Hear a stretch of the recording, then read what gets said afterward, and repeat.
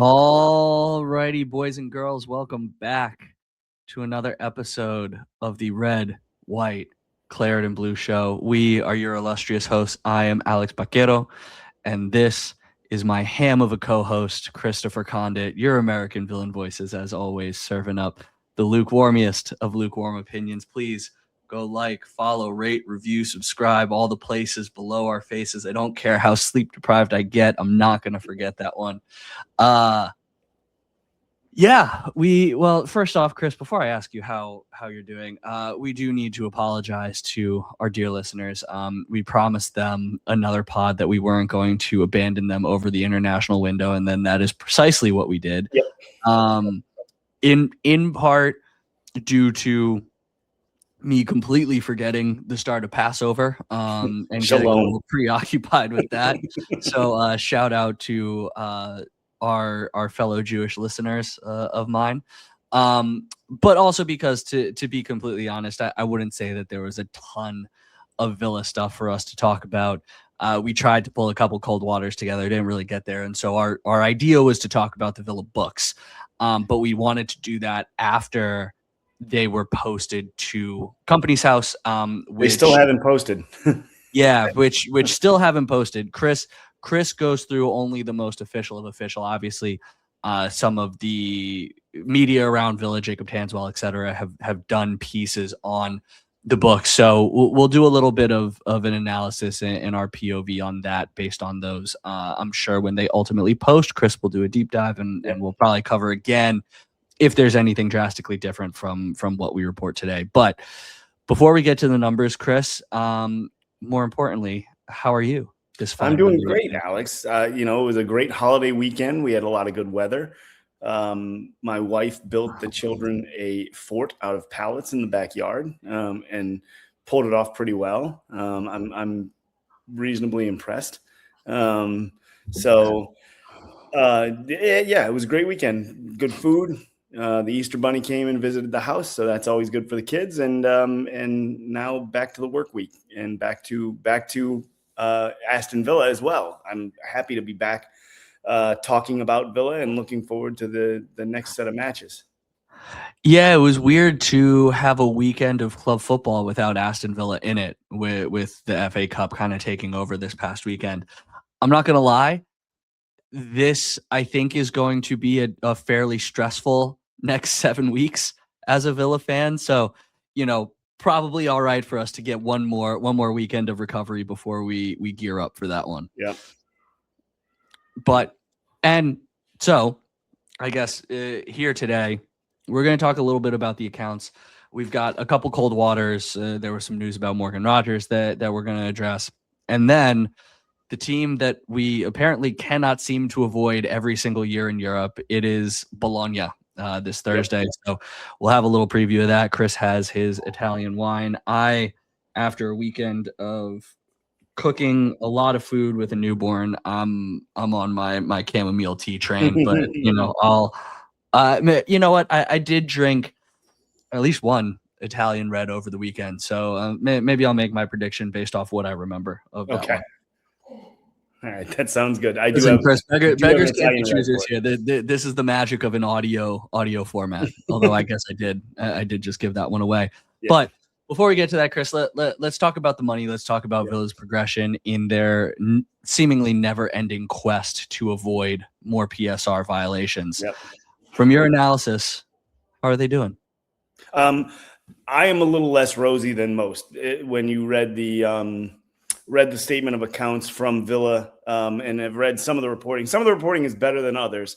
I liked what Tanswell did in The Athletic. Like I said, I'm waiting for the full set of accounts to hit Company's House.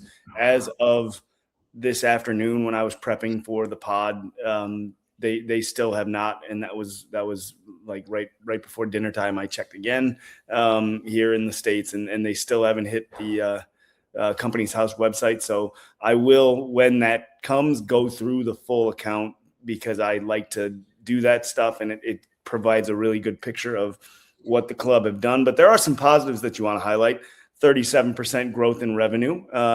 Some of that from the sale of the women's team, but the large chunk of that is due to the Champions League prize money and making the quarterfinal. So it shows how big Champions League qualification is for Aston Villa, because the gap that is going to exist now between Champions League and Europa in the next set of finances is going to be significant. And Villa are still facing quite a bit of UEFA scrutiny for SCR, squad cost regulation. They are underneath the number where they need to be now. I don't know if you just heard George bark on the podcast for some reason. I don't know what he's doing. So that's fun. This is all falling apart. But hang on one second. He's going nuts. That's George, everybody. For anyone on YouTube, if you're listening to this audio only, hop on YouTube, fast forward to right now, because you could quite literally see Chris lose his train of thought by the second or third bark there. That was incredible. So the gap between Champions League and Europa financially is significant, and I'm interested to see how that hits the books, because Villa are still, like I said, under quite a bit of pressure from SCR. And I think that is why I'm not as bullish on the numbers. Villa did ultimately turn a 19 million pound profit. 17 million pound profit. But again, some of that was due to the sale of the women's team.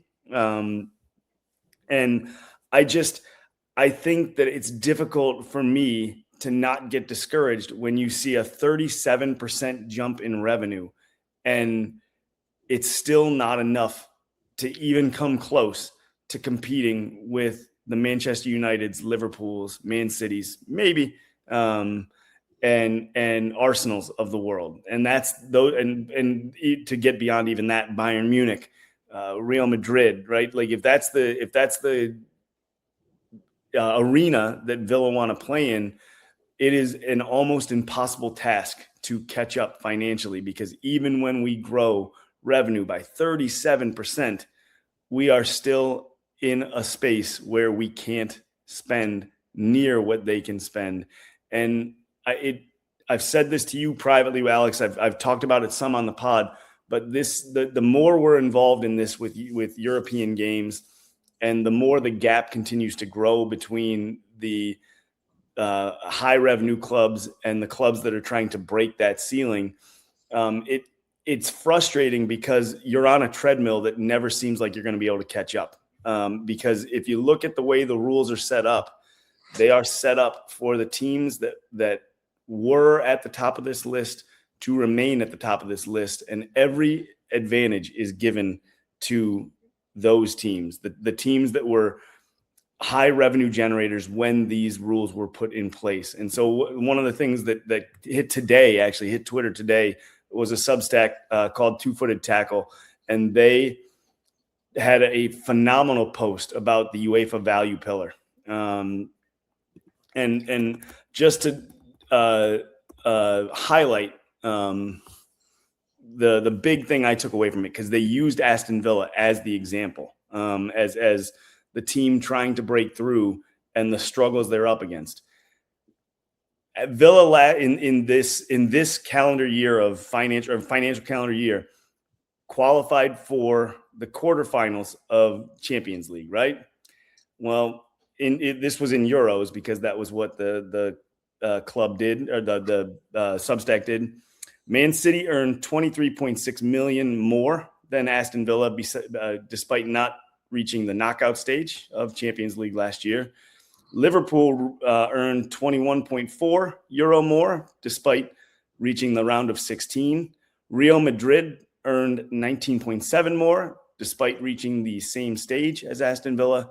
Juventus earned 13.6 million more euros than Villa, despite not qualifying out of the Calip. Is that what we called it? The Champions League. So they lost in the Calip, and they still earned almost 14 million euro more than Villa did, who made the quarterfinal. And that is because of the UEFA value pillar. And the UEFA value pillar, for those of you who don't know, and I know there's some on this pod that are relatively new to European football, it takes your UEFA coefficient, your 5-year coefficient and your 10-year coefficient. So if your team was really good 10 years ago, you make more money than the teams that are good now, which is an absolutely insane way to do anything. Well, hold on. If you were good 10 years ago and have maintained an average level of success over those 10 years, not necessarily. Manchester United will make more than Aston Villa will in Champions League next year. Well, yes, because they've maintained, even as they've been bad, they've been in and out of Europe over the course of 10 years. Yeah. I just want to be, because we've got people that are new to this, as you say, I want to be very, very careful about our language here. If you were very, very good 10 years ago, did not appear in Europe for 9 years, and then came back, it's not like your 10-year thing is going to put you above someone like Villa who's been good for 3 years. There is like a spectrum here, but you are right that in the case of Manchester United, someone who was good 10 years ago, maybe had some bad years, had a couple good years interspersed in between, there is a way for you to make more than Aston Villa because of the way that 10-year coefficient is weighted. So my point is that you've built in systems to keep the teams that are successful. You've given them every financial advantage. So it is extremely difficult for the Aston Villas of the world, or the Newcastle Uniteds of the world, or if you want to go into other leagues, not Bayern Munich, not Real Madrid, not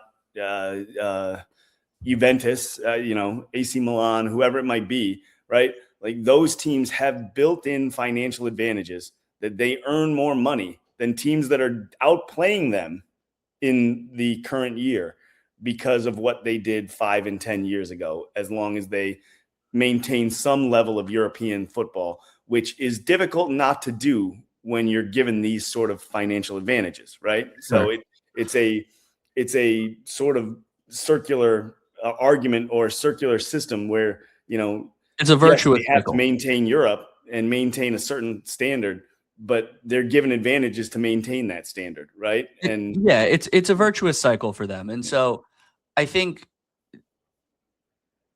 let's play, or sorry, I have one point, and then I kind of want to play a hypothetical with you, for example. Yep. It's interesting because Aston Villa, theoretically, with their 3 years of qualification for Europe, they're about to qualify for a fourth, right? Ideally, it's the Champions League, but they're not falling out of the at least Conference League places at this point. It wouldn't seem they are building up to that 5-year coefficient, that 10-year coefficient. You already see it. If the league were to end now, Villa would be in pot 2 for the Champions League next year, because they've been so good in Europe over the course of the past 3 years. And that is a major rise from being, what were we, pot 4, I think, the first time we were in Champions League. So like, that shows that Villa are getting there. And theoretically, if they can just hold on for long enough, then they will ultimately join that virtuous cycle and be able to compete a little bit better with these clubs. You put that up against an approach, and I'm not saying Newcastle have done this intentionally, but what they've ultimately done is kind of like, they're in 1 year, completely out of it the next year, in the next year, out of it completely the subsequent year. It's not like they're kind of maintaining that success. And so what I've seen on Twitter is people suggesting that Villa should actually adopt a Newcastle approach, because then they would be beholden to Premier League squad cost ratio, not European squad cost ratio, right? They could have a higher percentage. They're essentially being punished for being successful in making Europe. So that would allow them to potentially retool, get some new guys in there at different salaries and things of that sort, without kind of butting up against these European regulations. I think it remains to be seen, and we won't know until probably 5 years on, with the benefit of hindsight, which approach led to more lasting success. Right. But it is an interesting thought experiment to kind of go through. Yeah, it is. I tend to think that winning is always good. And I would agree with you. And I think that if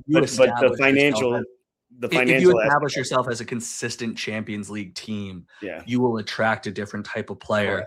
The other point I think that's worth making, Chris, though, that to be honest, I don't know that we've ever articulated all that well on this podcast, is we have certainly criticized Villa's recruitment and Unai Emery's ability to work with new players, right? We talk about all these financial restrictions that Villa are up against, the fact that every guy that they bring in needs to have a lower salary than the salary that they have outgoing, because ultimately, like, the squad cost ratio needs to go down. Yep. And that's true to a degree. Like part of Villa's financial issues are a product of their own making, their inability to scout, Unai Emery's inability to work with whoever the director of football is to bring in players that ultimately he will figure out how to get some use out of. But wrapped up in that, still in this protect the elite cycle, is the fact that Villa don't have wiggle room to have a 50 million pound signing not work out. Right. All these other clubs do. You can bring in Ryan Cherky if you're Manchester United and largely leave him on the bench for a large part of the season. You can bring in 150 million pound Alexander Isak to Liverpool, have him get injured and not play him all year, and still be prepared to go again and spend again next year. So, are Villa making the most of what they have? No. Right. But it's also not like they have the same ability to make mistakes that that's the thing, right? The mistake is compounded. If Aston Villa makes a mistake, or any club like Villa, right, whether it's Newcastle, whoever, Nottingham Forest, whoever it might be that is trying to push that envelope, right, they can't afford to sign a 73 million pound striker to bring him off the bench. Like that. That's just not something that can be done, but the other clubs can. Chelsea, maybe not quite so much, anymore. But that's because they did it 652 times. That's the thing, right? Like that is also a product of their own making, right? They did this. They created this mess. But still, so I think if you're being realistic about what is best for the sporting interests of the game, I think the UEFA financial pillar needs to be the UEFA value pillar needs to be re-examined and retooled. And Villa, by the way, benefit from that in a way because of the TV contracts from the Premier League. The Premier League TV contract is far and away the biggest in global football. So it isn't like there's no benefit to Aston Villa for this, because that is put into the pillar when they come up with these percentages of what the club is going to make. So Villa do get a benefit. I don't want to just play poor me here when Napoli's over here like, man, what the hell? We don't get that kind of benefit, from our deal with Paramount, So there is that. But I think if you really want to create a system whereby it's possible or more possible for clubs to break in to the elite, that needs to be retooled. And the question is whether or not the Premier League and UEFA actually want that. And I don't know that they necessarily do. I think they want, I'm not saying they're fixing games, but I think it's good for the brand when Liverpool, Chelsea, Man United, and Arsenal, just four, are all chasing the title, are all in Champions League, are potentially chasing Champions League titles. That's good for the brand. That's going to drive eyeballs much more so than Aston Villa and Newcastle United, at least abroad. I mean, there's an element of this in every sport, sure, right?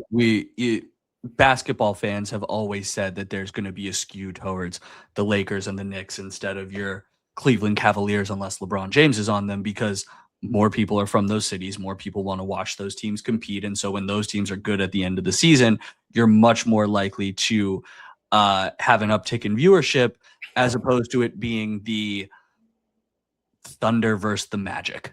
Yep. There aren't enough fans of just the sport to watch that. And so, the Premier League and UEFA feel the same. I think UEFA actually probably would want it to be more meritocratic than where it's at right now. But unfortunately, we had the threat of the Super League a couple years ago that I think, and because Real Madrid and Barcelona won a couple of those court cases at the Court of Arbitration for Sport, I think UEFA kind of realized, well, if we don't concede something, we will lose all of it entirely. Yeah. Now, that brings up an interesting hypothetical, Chris, of if every game is a matchup of titans, is it really that interesting? That's a great question. Yeah. And so I do wonder if the Super League was allowed to go forward and, it was Liverpool, Real Madrid every single weekend, would they actually get the long-term viewership that they think they would? I would doesn't argue lose its shine, right? Yeah, it doesn't lose the luster because there was a lot of lack of interest in now so Formula One viewership has gone kind of up and down over the years. It went up with Drive to Survive, but I think as Max Verstappen wins title after title after title, like the viewership started to go down. They needed to figure out how to fix that. You've seen this with a lot of sports with dominant teams when there's just greatness over and over and over again, people get bored of that and they want to see something change. So I think that the Super League might not actually be the boon that those clubs think it is, and the long-term financial guarantee that it probably would be. But I guess two-part hypothetical, Chris. Part one, if this really is a closed shop masquerading as an open meritocratic system, and these leagues are not incentivized to make it more equal the way that you and I want them to want it to be, should we just let the Super League happen then? that thought came into my head as well, because the point made by the two-footed tackle was that you don't nominally have a Super League, but you've pretty much got a Super League. Like they got what they wanted, more or less. Yeah. So they just didn't form a league where they play every week. So I don't know. I wonder about what you just said. Like if it happened, first of all, the fans very clearly rejected it at most of the clubs, if not all. So like that had its own set of issues, potential revenue issues, if fans are rejecting what you're doing, particularly European and English soccer fans, right? Some of the most passionate fans of any sport on earth. I think that you're running a risk there when your brand is that soured. And so do we let the Super League happen is a good question. Maybe let them do it and see what happens. It'd be an interesting watch.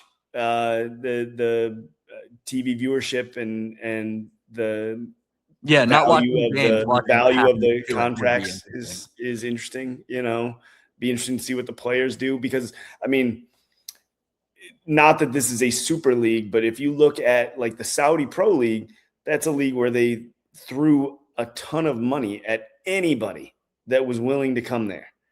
And it's not like anybody talks about it.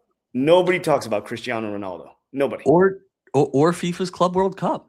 Yeah. Chris, until you got a couple South American teams who actually cared knocking out a couple European giants. I mean, like, FIFA had to drop so many ticket prices. They couldn't get a broadcaster to come on board for it. You can't manufacture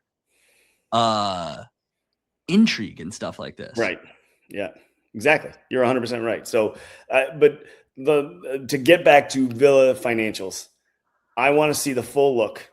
I want to see how sustainable this looks, because they still cannot have, I think, in UEFA, they've cut a deal with UEFA due to their SCR violations previously, that they can't have more than a £5 million on-field operating loss. So that does not account for the sale of the warehouse. Yeah. That doesn't account for the sale of the women's team, for example. Right. That is pure like player in out being transfer fee, that kind of thing. Yeah. So that's why they've been so quiet in the windows. Here's the other hypothetical, Chris, is are we even I guess this isn't really a hypothetical. I just want your 2 cents on it. Are we even looking at this the right way? In that the comparison that you made, Man City, Liverpool, Real Madrid, Juve, etc., we should probably just accept that this is a closed shop, and Villa's books are never going to look like the books of those teams, at least for the short-term future. Yep. What we really need to do is compare where our books are relative to Newcastle, relative to Brentford, relative to Bournemouth, relative to Everton. I mean, maybe Spurs, with them kind of being cuspy, big six, whatever. Mm-hmm. But like, those are the teams that we need to compare our books to.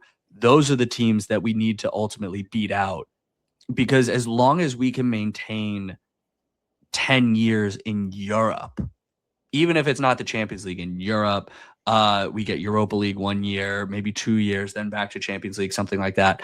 That's ultimately how we're going to increase that 10-year coefficient, that 5-year coefficient, that 3-year coefficient. And ultimately, then every time we make the Champions League, we'll be a pot 1 team, right? Yeah. And so it's not really about outdoing City, Liverpool, Arsenal, Chelsea. It's just about outdoing everybody else until we're in there long enough for that virtuous cycle to kick in for us. Yeah, but by that point, Unai Emery's 62 years old, right? And like, I know you'll have to move on eventually, right? But I like, this is about building a sustainable football club, like a sustained model of success that theoretically should outlast Unai Emery. Sure, I want to win with Unai Emery, but like for me, at some point we need to transition to somebody else. Yes, 100%. But for me, like the whole point is to win, right? The reason we're doing this is to win. And so to have to put that off, like, or at least to realistically compete financially, which is what is important, really, to realistically compete financially, to say, well, we just have to maintain this for another 6 years. That seems like a tough pill to swallow for me. That's fair. So last question on this, and this will, I think, transition us to cold water, Chris. Are you pouring cold water on this take? As looking at the books, obviously not knowing what ultimately hits Company's House and all that kind of stuff. But right now, as you look at it, a take I saw was that things look ultimately as if Villa is inching away from the brink, that they've kind of figured out the financial management. And so they are inching away from we need to sell Douglas Luiz at the 23rd hour. Otherwise, we're going to get hit with a 10 points deduction. I think that is true. Yes. Okay. I still think that they are in a sell to buy and I don't think that. I know that. I know that they are in a sell to buy situation because of their agreement with UEFA. They have no choice. So that you're still going to see player movement. In all honesty, when the summer comes up, we will talk about the players that could go. Obviously, there's going to be a ton of interest around Morgan Rogers, and eventually that number might get big enough that Villa will have to listen. Because when you start talking about over £100 million for a player that cost you, I think, at the end of the day, 12, 15, somewhere in there, depending on which add-ons he's hit. It's tough to turn down that sort of net profit on a transfer. But so yes, it feels like financially they have at least a system figured out, and they have a plan in place to deal with the ramifications or deal with the constraints. But it's going to be like this for at least a few more years, as you put so well with the 10-year coefficient. If you can reach that point, then maybe we're talking about a different thing, and maybe Villa become a bigger global brand, and that's really where the money is becoming more popular abroad, in Asia, in America, in places where there's expendable income and lots of it in some cases. Yep. So, Chris, you mentioned Morgan Rogers right there. There was some news. The Sun says that he's going to leave for 80 million to United, Chelsea, Arsenal, or Liverpool. They are all interested. as he course they're goes in interested. search of trophies. Oh, well, Yeah. you beat me to my point. Yeah. Oh, Are you pouring cold water on this? I'm pouring cold water on that because I don't think that's near enough money. I think you're at least 25 million short. And like I think that is the Sun doing the Sun things. And it's not surprising that they named the 5 of the big 5, as the clubs that are interested. But every club in the world practically is going to be interested in Morgan Rogers. No one's going to sit there and go, yeah, no, I don't need that player on my team. No, not a single manager is going to think that, right?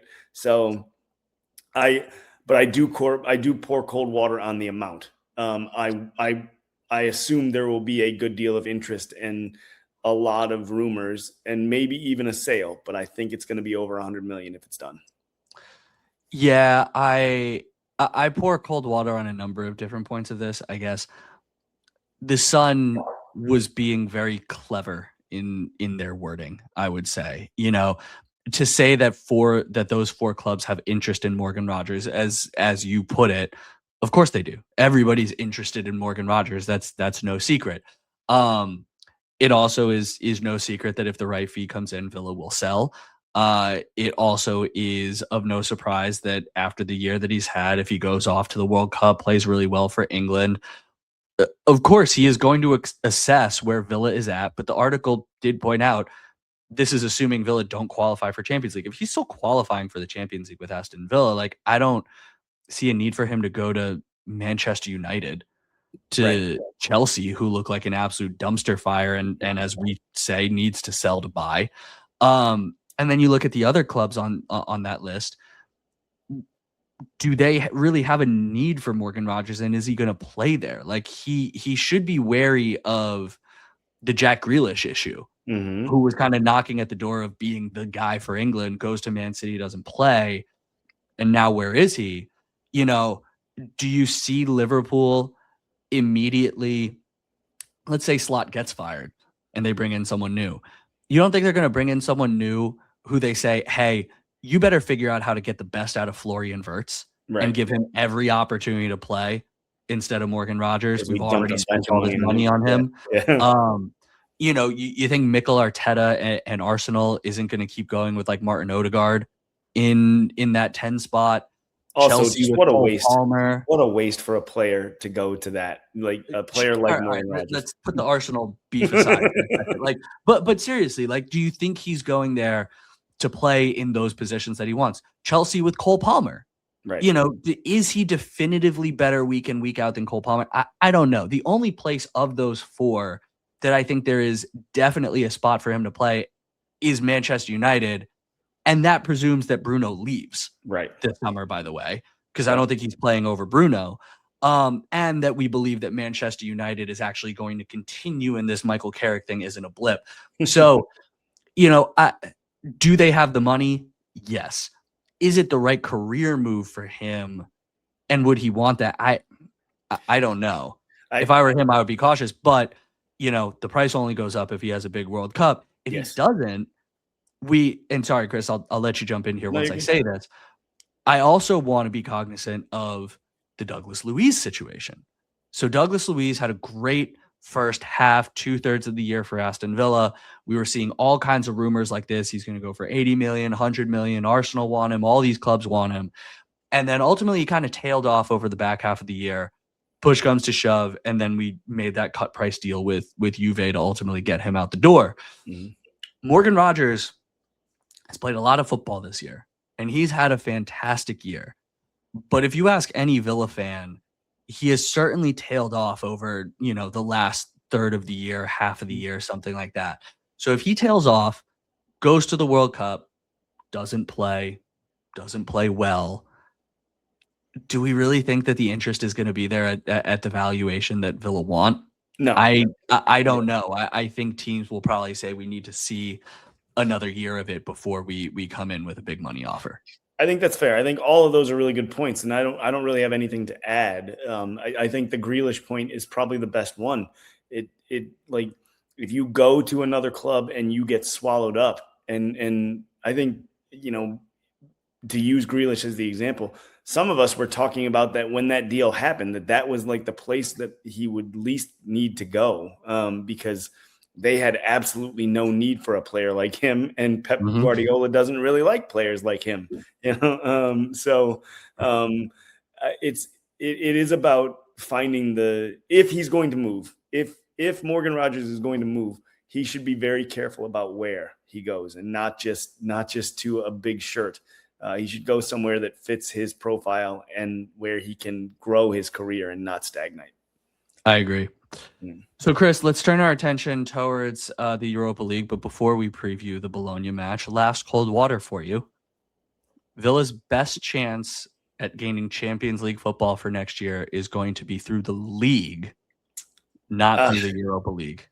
You know, like probably 3 or 4 weeks ago, I would have agreed with this statement. Or I'm sorry, I would have poured cold water all over this statement. Sorry. Because I would have said that their best way was through Europa, and that would be the only way. I think I texted you at one point when we were getting beat, throw everything at Europe. So, but now the way the league's shaking out, it's much closer to 50-50 to me. So I pour some cold water on it, but not all the cold water. How's that for an answer? Because I think they have 2 opportunities. And they're both looking like good opportunities to qualify for Europe. Yeah, I don't pour a ton of cold water on it. We obviously did our preview leading into this over the international break. I don't care if they beat Port Vale 7-0. I still don't believe in Chelsea and Liam Rossinier. You've got now Enzo getting suspended for matches because he's openly courting Real Madrid, and his agent, Javier Pastore, by the way, who I didn't know became an agent after he retired, is saying that, oh no, he was just talking about how he loves the city of Madrid or some Don't BS we all? like that. Yes. They seem like a dumpster fire, and so as we said, I think Villa's likelihood of Champions League is as much to Chelsea's ineptitude as it is to Villa just being able to stumble over the line. Yep. Whereas cup football is unpredictable, man. It really is. We thought that Villa were going to waltz to a Conference League title only to get utterly smacked in Greece. So you get drawn against the wrong club. You get matched up against a team that just knows how to play against you. I don't think it really matters how high Villa's supposed Opta percentage chance of winning the Europa League is, whereas they have the lead in the league.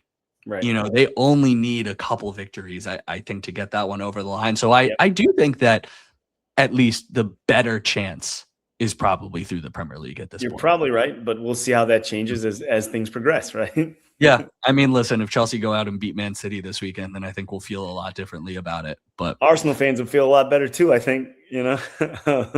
Yeah, the bums are getting squeaky over there in North London. But we are not here to talk about that. We're here to talk about Bologna away Thursday, 3 p.m. Eastern time. This season, we actually beat them 1-0 at Villa Park to start our campaign. This was Villa's first win on the season after that awful start that we had. So it probably will not surprise you, Chris, to be reminded that Villa didn't necessarily look great against Bologna, but ultimately got it done. Bologna won most statistical categories: possession, passes, shots on target, all that kind of stuff. But as per usual, a great John McGinn goal was ultimately what dragged it over for us. And as per usual this year, Ollie Watkins flubbed, I believe, a penalty. He did miss a penalty in that game, I think. Yeah. Since then, Bologna not necessarily having the best year domestically. They're 8th in Serie A. They're 9 points off of Conference League qualification. They did just beat Cremonense 2-1 this weekend. But since that Villa defeat, Chris, they actually are unbeaten in the Europa League. Lots of draws, ultimately finished 10th. But they have been on a similar run to Aston Villa, at least in their European campaign. Yeah, I'm not quite sure what to expect in this game, because I don't think it's going to be a slog like it was in the first match in Europe. But who knows? I really just want you to say the manager's name, which I either didn't know it or had forgotten. I don't know which. I cannot believe that there is a man out there coaching an Italian club named Vincenzo Italiano. I'm sorry, I'm doing a totally visual joke for those of you that are on the audio. But That that, like, sounds like a name that you would get in, like, if you were playing Football Manager and you yeah, played for, like, 20 seasons, so all the names are just computer generated, yeah. like the lead striker for Juve in 2046 would be Vincenzo I don't Italiano. even feel like they would do it in that though. Like I don't think they do, you know? Like that name sounds absolutely fake. Um like that's a name of a man in a stage play that like he's just supposed to play the most stereotypical Italian or Italian American man on earth. Like that's I don't know how else to like I fully expect him to just walk out in a double-breasted suit, you know, with like a waistcoat and a pocket watch. It's just he has to that has to happen. So that's what I'm most watching. No, I'm just kidding. But no, I think it's going to be a big challenge for Aston Villa because of the way uh, uh, I almost said Barcelona. Why did I say Bologna play? Um, they I think that there's going to be a decent amount of pressure on the defenders, and I think they're going to try and get a lot of shots off. So I think it's going to be a tough matchup, and Villa are going to have to be clinical and take their opportunities, and when they get them, convert. Yeah, just some stats to kind of back up what you were saying there. So their European campaign has been pretty attacking. 21 goals in 12 games, over 18 shots a match. Like they really get after it, and they're, I would say, much more pacey and direct than Italian teams that we're used to. I would say they're in kind of that new mold of the Napolis, the Atalantas, something like that, and they've found success that way. Um, they also do a lot of things that typically cause Villa problems. So they start in a 4-2-3-1, but they really use a lot of width and they put a lot of pressure on the back line. You know, when they get into full flow attack mode, it really looks more like a 3-2-5. They will press high, particularly at home. At half, or I should say, away from home. So at the midway point of this two-legged tie, Yeah. they will probably become a little bit more situational in their pressing. But you know, the hallmark of this rough run that Villa has been on has been pacey guys getting in behind, particularly down the wings, and getting those cutbacks in. And it does really seem like that at the crux of it is how Bologna want to ultimately generate their opportunities. The good news, I think, is that you've got your midfield largely back for Aston Villa. So you're outside of Sancho being hurt and Kamara still being hurt. Yeah. Everybody else is pretty healthy. And I think if you can get to a point where you're able to break that press and control the midfield, I think you can control the game. It's easier said than done, don't get me wrong, but where we've seen Villa have success both this season and previously is when the Yuri Tielemans, John McGinns, et cetera, of the world are able to hold the ball in midfield and find passing lanes or sometimes in John McGinn's case in particular, lanes to get on the turn and go up the pitch toward the attacking third. So I think that in some ways this could set up well. It all depends on execution by Villa. Yeah, and one of the key matchups that we're going to need to watch is, at least with that width, a lot of it is done through the Bologna left winger, Cambiaghi. So he leads the team with 4 assists. They attack a lot down that left-handed side. So that is Matty Cash. I would say the stronger defensively of our 2 outside backs, someone with a little bit more pace able to keep up with him. And happy Dingus Day, Matty Cash. How did I forget that? Happy Dingus Day, my Polish brother. Under I'm not even going to address that one.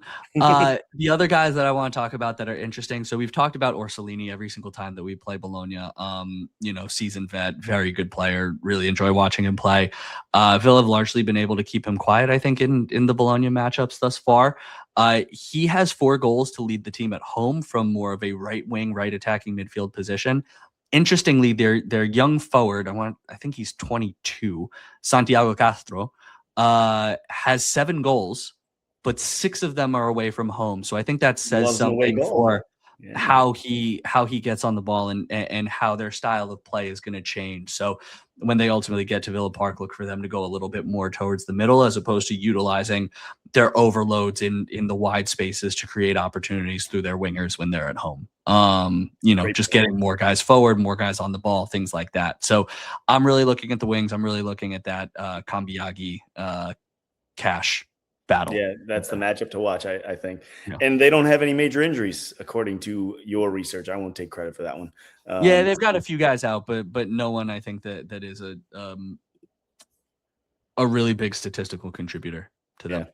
And we have Jadon Sancho now added to the injured list because of that friendly in Spain, where we should have burned the stadium down for injuring Sancho. He finally started playing well consistently, and of course he goes out. Can I say something though, Chris? But because there's been so much consternation online in our group chat, all this kind of stuff of, woe is me. Oh my God, how are we going to play without Sancho? Yeah. Let's get a few things right here. Sancho is okay. He was starting to play kind of better. That has led to, I think, an overall contribution of 2 assists and 1 goal on the season. Maybe we were getting some more opportunities through him. Yes, but it's not like he was banging them in left, right, and center like prime Leon Bailey. Second point, he's not even a starter now that John McGinn is back, right? The front 3 is going to be Rodgers, Tielemans, McGinn with Ollie Watkins in front of them. So Sancho is a bench rotational piece. Sure, he'd get some minutes. You want to be able to bring a tricky winger in off the bench, all that kind of stuff. Absolutely. But let's not act like we lost our talisman for the year. This is not the McGinn injury before. This is not the Yuri injury before. This isn't the Kamara injury before. I agree with that. It's the lack of depth. And Sancho did consistently one thing that we liked, which was provide width. Yes. And so that losing that hurts. Yes. So you kind of started. I'm interested to hear your lineup now since you gave us the front 3. Yeah, so I have Cash, Konsa, Pau, and Emmy in goal. I assume. What? Emmy in goal. Yes, Emmy in goal. I will say Ian Maatsen at left back. No, you know what? Luca Dean at left back. I think he'll save Ian Maatsen to be a little bit more on the front foot over the weekend against Nottingham Forest. And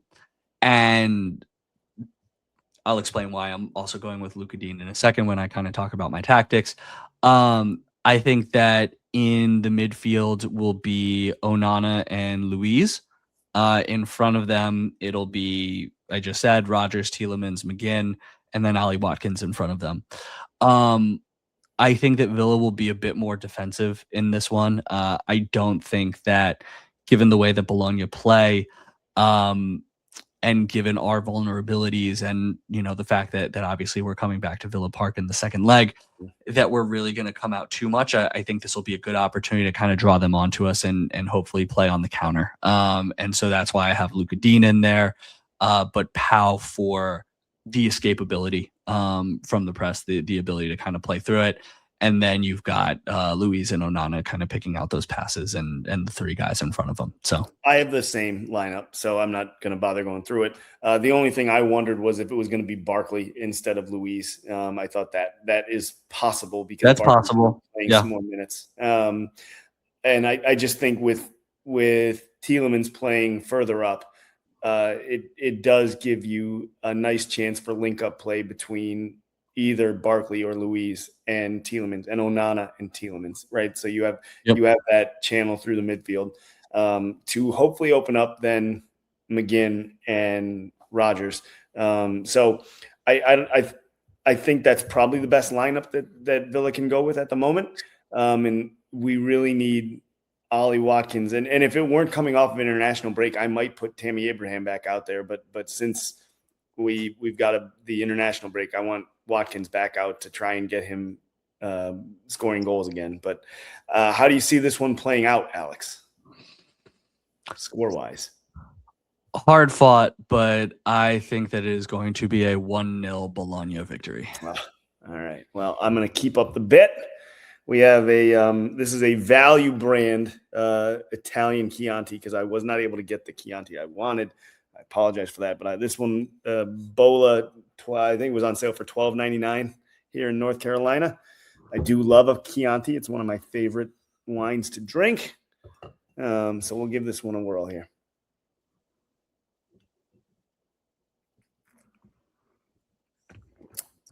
Fruity, cherry. Tastes like a 1-1 draw.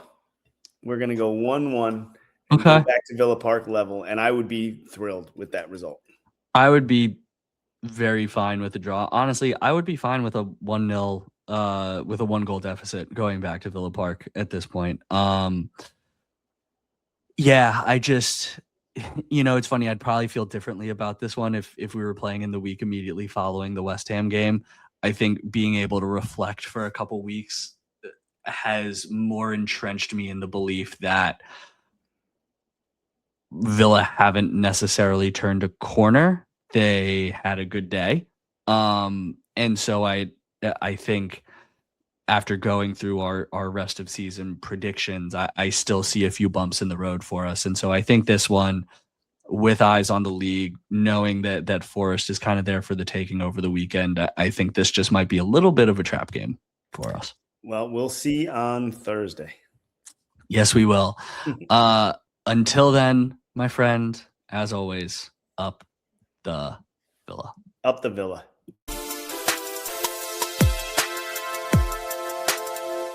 Hi, Mom and Dad.